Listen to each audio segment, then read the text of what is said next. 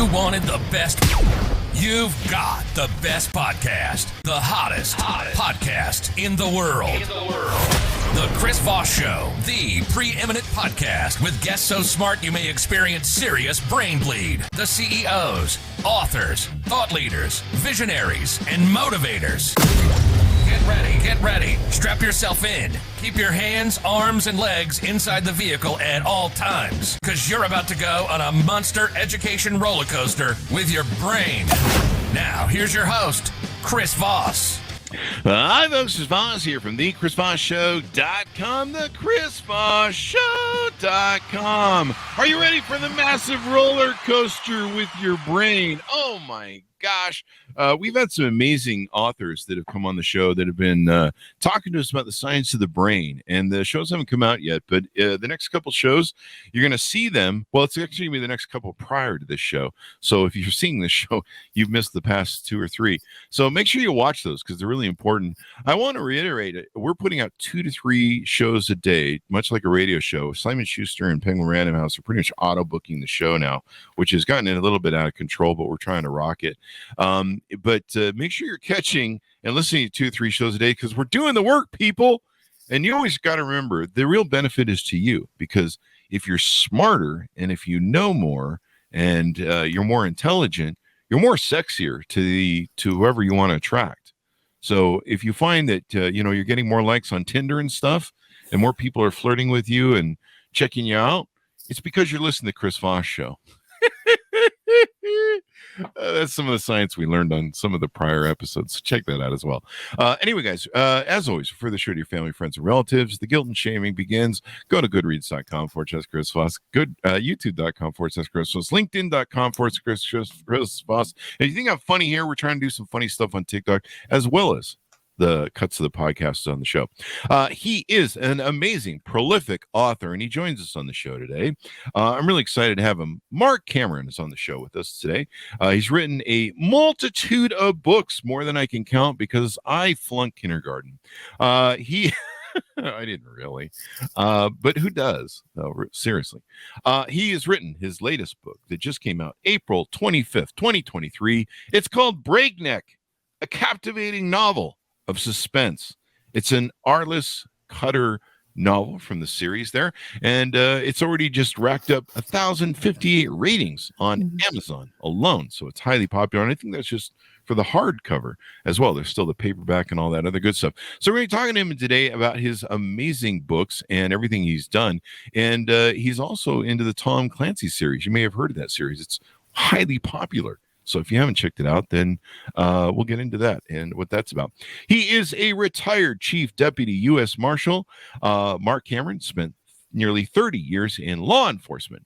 His assignments have taken him from Alaska to Manhattan, Canada to Mexico, and dozens of points in between. He holds a second-degree black belt in jiu-jitsu, note to self, don't find him on the show, and is a certified scuba diver and man tracker. Wow. He could coach some people on Tinder. I don't know what that means. An avid, I always see these women, they're like, we're all the good men. So, there might be a second career there. An avid adventure motorcyclist. Cameron's books heavily feature bikes and bikers from OSI agent Jericho Quinn, his beloved BMW GS, BMW, yeah, there you go, and Harley Davidson, Royal Enfield's Ducatis, and most everything on 2 wheels. Cameron lives in Alaska with his wife, Blue Heeler dog, and BMW GS motorcycle. And there you go. Welcome to the show, Marc. How are you? Hey, I'm good. Thanks for having me on, Chris. This is great. There you go. And thank you for coming. It's an honor to have you as well, sir. Give us your .coms, wherever you want people to find you on the interweb, which is in the sky. Yeah, it's really easy to find. Just Marc Cameron Books or marccameronbooks.com. Easy to find. There you go. Now, I'm going to need you to calm down for the show to kind of take the energy down just a little bit for us, okay? So you live in Alaska. Why do you hate the sun? Well, we get more of the sun up here. This time of year, we take these suicide runs down just a day and back to go fishing, and it doesn't get dark until where I live, which is below the Arctic Circle. Around Anchorage, we can drive down to the Kenai Peninsula and fish, and drive home during the 3 hours of dark we have at night and be back for work the next morning. So does that freak you out? Does this break your brain a little bit with the whole sun? Yeah, I think the daylight is, for me, now some people have that seasonal affective disorder where they need the lights, and the darkness of the winter gets to them. But for me, having those super long days in the summer, where the longest day of the summer, around the end, the end of June, it'll get daylight around 3:30 in the morning and won't get dark again until around 1 a.m. And even then it's not dark, it's just dusky. Last night we had a mama moose in our yard with 2 brand new babies. Oh, wow. And my wife and I were out on the back deck watching them at about midnight, and we could still see very well. There you go. And you've written for the Tom Clancy series. We should probably get a plug in for that as well. How many books do you have?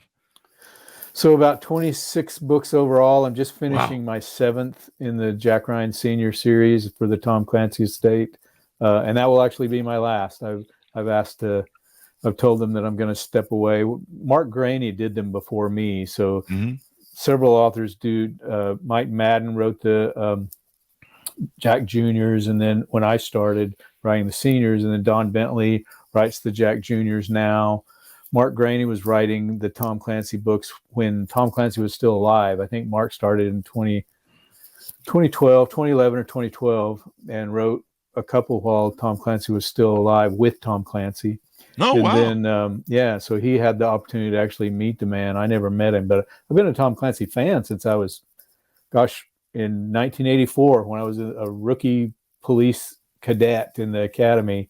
The Hunt for Red October came out, and I can pretty much gauge my career by what Tom Clancy book was out. I know I was on my way to guard a federal judge in New York when Sum of All Fears came out. I know where I was when I was in Sherman, Texas, when Without Remorse came out. So I've been a Tom Clancy fan forever. So Marc Graney stepped away to focus on his own books. He writes. I don't know if you've had him on the show. If you haven't, we have actually. I was going to put a plug in for him. Great guy, just a great guy, and we've become friends over the years. And he was going to step away to work on his own Gray Man series, and he, unbeknownst to me, had me in mind to fill his shoes. And so he asked what I was working on.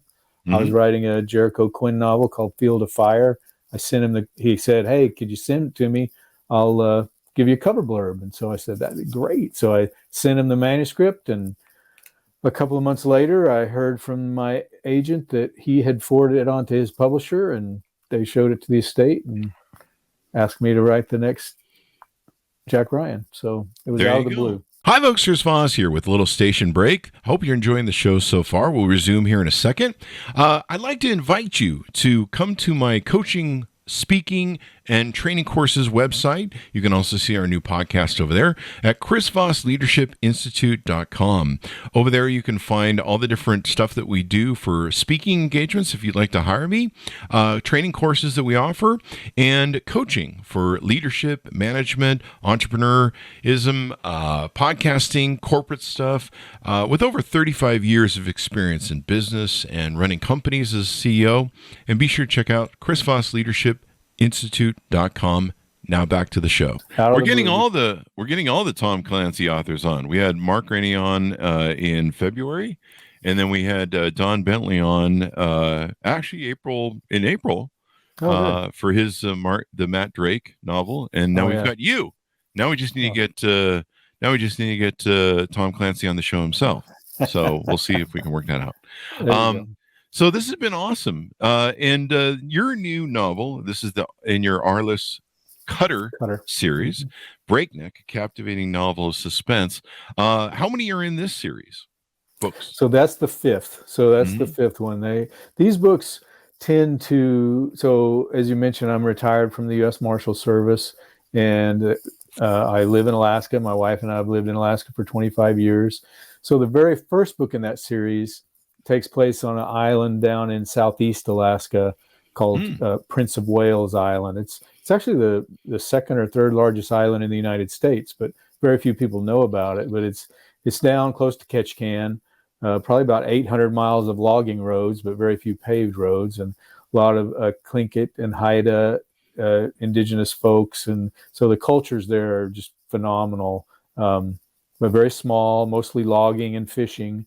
I was sent down there as a tracker, so as part of the Fugitive Task Force when I first moved to Alaska, and I was sent down there as a man tracker when another man chopped a guy's head off with a splitting maul and then fled into the woods. Oh, wow. And so he was hiding, and so they sent us down to track him. And I spent about 3.5 days tracking him through the woods. Finally found him, arrested him. But during that time in these old growth forests with, like I said, totem poles and these quiet, almost haunted coves, the ocean coves, and salmon everywhere, and bears and deer, I just knew that I was going to set a book down there someday. And so the first book in the Arliss Cutter series, Open Carry, is a murder mystery set down there. And then each book in the series, I'm able to draw on the real life experiences I've had. I don't base them on any people or any one experience, but they certainly inspire the books of my experience with the Marshal Service and the assignments I've been on. And at the same time, the native cultures that I've been able to work with and meet, and then the different geographies of Alaska and the weather. And one of my editors said, I don't know, 2 books ago, they said, you got another storm moving into this book. There's always a storm. Can't you, what's the deal with these storms? And I said, well, we call that Tuesday here in Alaska. That's just the way it goes. Well, it probably creates some pressure and some anxiety and it's a window that you got to operate in without, it kind of creates some suspense or some stress to the situation of whatever's going on in the book, right? Oh, absolutely. I know village public health aides that have performed what we would consider major surgery on the cafeteria table of a high school. Holy crap! Talking to a doctor via web link, because there was no way to get anybody else there. And that's one of the beautiful things about out in the bush is people do what they have to do. And, some of these villages, there's a kind of a joke that's a truism of some of the bush villages of Alaska. We call it the bush when you can't get there by car. You have to either take a plane or a boat. And we say to get to Southeast Alaska or some of the other places, only 3 ways to get there, either plane, boat, or birth canal. And so the people that are born there, they have a different way of thinking than the rest of us, where we'd say that's impossible. They say, well, it might be impossible. We're going to have to try. So I had a young deputy. We were doing a big prisoner sweep in Western Alaska where we brought up like 20 out of district deputies from all across the Northwest, and they were teamed with troopers. We had snow machines, and we were out in far Western Alaska, way out close to the Bering Sea. And they were going to these different villages, and we had, targeted basically what we would call village terrorists, people that are really causing troubles. And the villages are the ones that gave us these people with warrants. They're like, oh, wow, these people are causing us trouble. There's not enough law enforcement out of here. They get drunk. They shoot up the village, help us. And so we went out there on this big sweep. And one of the deputies from, I can't remember which town, somewhere in Oregon, I think, he got there to this small village on the western coast of Alaska, around 800 people. And the trooper that was supposed to meet him there was a little bit late on another flight. Big storm moving in. The trooper was not able to get there. So here's this 27, 28-year-old deputy with a few years in law enforcement, but it's been federal stuff, certainly not in a native community in Western Alaska, where he's literally the only badge carrier out there at the time, because the trooper hadn't gotten there yet. And he called me and he said, hey, Chief, and I'm at a command post in Bethel, Alaska, about 300 miles away from where this young man is. And he said, hey, Chief, there's been a double murder suicide. I've got this lady who found her husband with his girlfriend. She killed them both and killed herself. Holy what God. do I do? I'm here in this house with him, and this tribal police officer who's a 19-year-old kid who's not really, he's a tribal police officer, but he's not certified by the state at that point. And so, and he doesn't know what to do.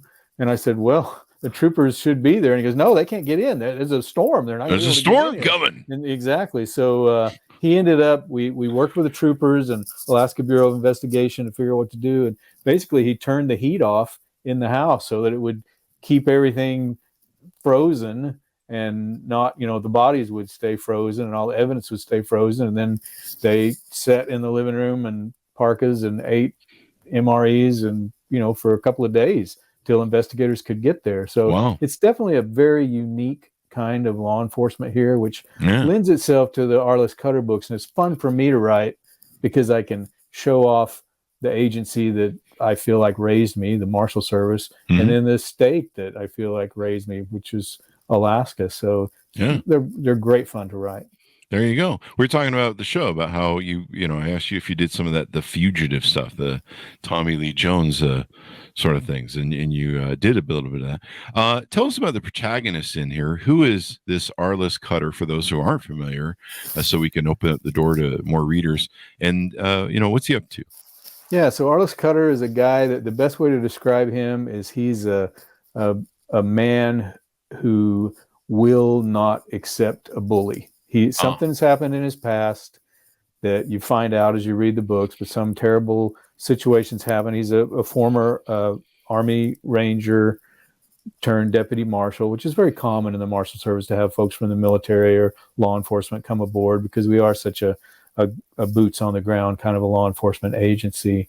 We always describe the FBI as the premier investigative agency for the Department of Justice. The Marshal Service, we would like to consider ourselves the premier enforcement agency. So we make things happen. We're the ones that are the muscle for the judiciary, the executive branch as well. So anyway, he's the deputy marshal who draws a very bright line between good behavior and bad behavior, and he draws it very close, as my wife said, so he doesn't have to reach across very far to slap someone that steps over it. So he's that kind of guy. Very, if you ever heard the old Marty Robbins song, the big iron on his hip, think of him like that. He's come to town with a big iron on his hip, going to arrest the bad guy, right? So very much of that kind of cowboy ethos. He's from Florida, raised by his grandfather, who was a Florida Marine Patrol, that old-timey cowboy ethos. His brother, with his best friend growing up, was an engineer who moved to Alaska with Arliss' sister-in-law, who, by the way, Arliss has had a crush on from the time they met. So he's in love with his sister-in-law. Okay. Can't do anything about that because sounds like Jesse's girl swooped. His brother swooped in. Yeah, his brother swooped in and took her when they were both teenagers, and he's had to live with that. But now his brother's dead. His brother's been killed up on the slope, north slope of Alaska, in a tragic accident, or was it an accident? We don't know. Or was it? Right. So now Arliss has gone from Florida, moved out of where he's used to. He's a water guy. He's a swamp guy. He's a surfer, hot weather guy. Doesn't like coats, as you mentioned. Yeah, that was me as a kid in California. And now he's moved to take care of his widowed sister-in-law, figure out what happened to his brother, and help the sister-in-law with her 2 sons and daughter. So he's now living in the house with the woman he's loved his whole life, but it's inappropriate for him to do anything about it because his brother just died. Yeah, right? his brother just died. That tension there, and he's a good guy. Arliss he's got, like I say, a very clear line between right and wrong. So that's all in the background. That's not the main part of the story, but that's what he's living on. And so, but he runs the Alaska Fugitive Task Force, tries not to get in trouble because he's very heavy-handed, because he will not put up with bad behavior. And he's got a really quirky, smart, aggressive partner named Lola Ta'ariki, who's a Polynesian deputy marshal, and she's kind of his Jiminy Cricket, if you will, his conscience, kind of keeps him calm as he tries to anyway. While he teaches her tracking and wood stuff, she teaches him about Alaska and what, because she's, even though she's Polynesian, she's been in Alaska for a few more years longer than him. There you go. So, makes for a really cool backdrop. There you go. And some tension, maybe some sexual tension there a little bit, or love tension there. Lots. And, people can never tell us the middle or the end of novels. They're very different when we have, historical books on, because we all kind of know how they turned out, especially those Abraham Lincoln ones. Somebody gets a bullet, somebody dies at the end. They do. To kind of warn you, too soon. But it does. I guess we do maybe see if how it plays out in the novel there, huh? With the two of them. Yeah, so it takes a while. You never want to get it. You never want to end up the conflict too soon. So there's always something that gets in the way. But by book 5, things are thawing out a bit. And book 6, which is next year, we'll see what happens. But lots of fun interaction between the two. And again, I mean, they're not gonna run off into the sunset together, because his brother just died, and that's her husband. So, and he was married as well. He'd been married 4 times. So, and his wife just passed away not long before his brother, but she died of natural causes. So it's it's life. It's the stuff that happens. And oftentimes in police procedurals or thrillers, we only get a tiny glimpse of the background of what these people are dealing with. And I really want to fold that in so that they become a part of, because my wife is, she's been married to a cop or a deputy marshal for 30 years of our, for 30 of our 40-year marriage. And so in fact, when our youngest was going through the police academy here in Anchorage several years ago, and, I was kind of nervous because, boy, if anything happens to him, they're going to all blame me, because now he's following me into this line of work, and his wife's going to be mad. My wife's going to be mad. I'm going to be heartbroken because he's my bud. My kids are all my dear friends. But so our youngest is going through the academy. He goes through training. And so it's like a long process, like a year of training. And the very first night he's on his own. So he's gone through the field training program where he's got an officer with him all the time. Now it's been a year. It's midnight shift in Alaska in the winter, so no light. It's cold, and my baby boy is by himself in the mean streets of Alaska. And I'm fit to be tied. I'm just a nervous wreck. I'm making deals with God, please watch over my kid, whatever I can do. And I look over, and my wife is just calm. She's just absolutely calm. And he's her baby too, and I just can't understand it. And her name's Vicky, and I said, Vicky, what's the matter with you? This is our kid. How could you be so calm about this? And she looked at me very, very sweetly and said, Marc, this is new to you. I've been feeling this way for 30 years. And I thought, wow, okay, I better shut up now. She's got it handled. So I want to show some of that, and the significant others, whether it's a husband or wife or whatever, that watches us, that watch us put on our vest and, strap down our vest and lace up our boots and put on a gun and go to work, not knowing whether we're going to come back every day. Yeah. I want them to be characters in these books as well. Yeah, I mean that's it. It's hard to be a wife of a law enforcement officer, to my understanding, because you never know. There's anything that can happen. You see guys that unfortunately, they've done a whole career without firing their gun, and they're close to retirement, and all of a sudden, whatever. There's plenty of stories that in the thing. So that's definitely a suspense thing. Do you what's on the future radar for you? Do you see? Are you going to go back to the Jericho series or? Yeah, no, that's a good question. So I as I said, I'm turning in my 7th and final effort in the Jack Ryan Senior Series this week, as a matter of fact, just finishing that up. And then I'll go back and write finish up the last, the 6th Arliss Cutter. It's going to be called Bad River. So that's the 6th one in this series. We've already, it's already plotted. It's already well down the road. I think they'll be putting the cover out pretty soon on Amazon if they haven't already. And then when I finish that, then I'll work on another Jericho. I get emails every day from people asking me to write another Jericho, and I miss him. Jericho's a absolutely incredibly fun series to write. Jericho Quinn, his gigantic Cajun Marine gunnery sergeant sidekick partner, named Jacques Thibodeau. So Jericho Quinn, Jacques Thibodeau, and their Jericho's buxom CIA girlfriend named Veronica Garcia, who's Cuban Russian in the background. You know, when I first started writing these in like 2009, 2010, I think the first one came out in 2011, but I envisioned them. The covers look like modern day covers, but I envisioned them with those old time Matt Helm, you know, James Bond kind of covers with the guy with a gun and the scantily clad girl in the background and machine guns and sports cars. And so that's the way these books are. They're very Jason Bourne, James Bond, over the top kind of books. So they're lots of fun to write. There you go. There you go. Well, we'll be excited to see him. Do you have a title for the new Clancy book out? The new Clancy that's coming out is called Command and Control. Command and Control. Mm-hmm. It's already up on Amazon, and it's a little bit terrifying when you're writing a book and it's up on Amazon and ticking up the charts and you haven't turned it into the editor yet. So it's like, better live up to these expectations. But last year's book called Red Winter is, I mean, I like the one I'm working on, but last year's book was Red Winter, and it was a throwback set back in 1985, kind of when the early Clancy's were set. So that's probably going to be one of my all-time favorite books. There you go. November 21st, 23, it appears as the future release date. Yep.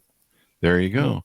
I love it, man. I love you guys who can really do these books well and pump them out and just give the feeder base. We have so many authors like yourself that come on the show, you know, and they have these I don't know what you call them, multi-threads of characters in books. Yeah.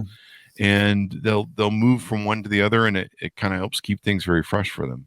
Yeah, it's good. It's fun. It does take up a lot of bandwidth though. And my oldest grandson is 12 now, and when he was probably about 5 or 6, and they were stationed in Japan, and I was over there doing some research and visiting grandkids, and he came tearing into the room, all sweaty. He's a big sports kid. Came tearing into the room, and I was, you know, at the table writing, and he came skidding to a stop in his socks, and he looked up at me. He called me Papa, and he goes, "Papa, what are you writing another book? Who'd have thought?" And then he turned around and walked away. And I thought, yeah, I better rejigger my life here so I can spend some time. Just cut him out of the will. No, he's inspiring. He's inspired me to slow down. You go. There you go. Well, give him an extra kind of the action then. There you go. Well, Marc, it's been wonderful to have you on the show. Anything more you want to tease out before we go?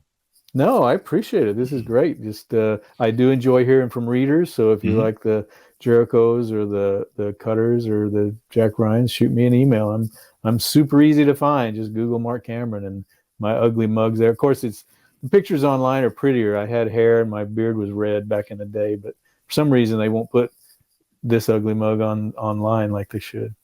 That's what people bug me about my book. They're like, "Why isn't your picture on it?" I'm like, "I want to sell the books. I don't want to, exactly. scare people off." I mean, have you seen me lately? I have radio face. I accept it. So there you go, Marc. So thanks for coming on. Give us your .com so people can find you on their webs again. I think you slid one in, but let's just make sure. Yeah, just markcameronbooks.com. No, that'll link you to everything, the Twitter and Instagram and all of that. All that good stuff. Well, thank you very much, Marc, for coming on the show.